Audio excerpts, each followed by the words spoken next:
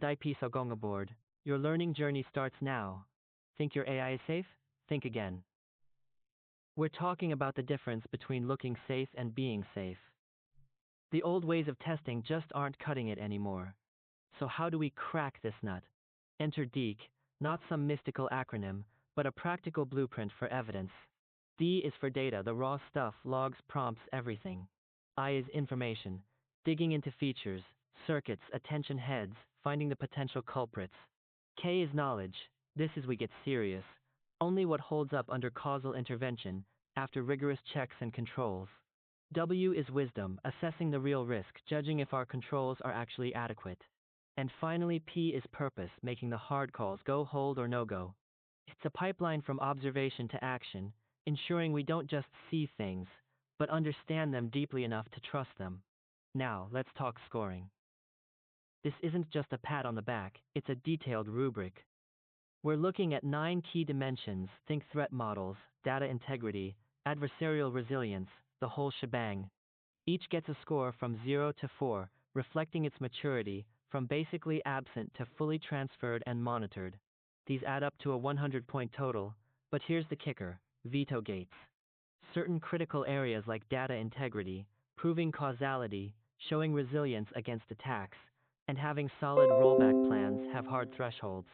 Even if your overall score looks decent, fail one of these, and it's a no-go, no excuses.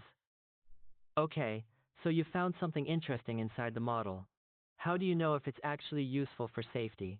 That's where the S0 to S4 ladder comes in. S0 is just a descriptive trace, maybe a cool activation, but could be noise. S1 is a localized feature, it pops up consistently with the behavior you care about. S2 is crucial. A causal component, you can actually poke it, change it, and the behavior changes predictably. S3 is a full circuit explanation, multiple parts working together with solid proof. But the real prize is S4, a monitorable sentinel. This means you've distilled that complex mechanism into something cheap and simple you can track online, turning insight into actionable monitoring. Without S4, you're still stuck in research mode. Finding a mechanism is step 1. Proving it works in the real world is step 2. That's the translational validation ladder, T0 to T5.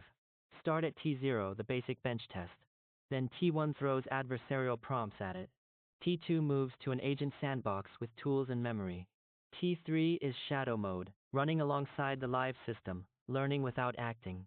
T4 gives limited authority, restricted powers, a kill switch ready. Finally, T5, monitored deployment with continuous probes and a solid rollback plan. You don't just jump from the lab to production. You climb this ladder, stage by stage, building confidence and control. So, what's the big takeaway? Forget chasing shiny benchmarks. The future of AI safety isn't about pretty dashboards. It's about disciplined evidence.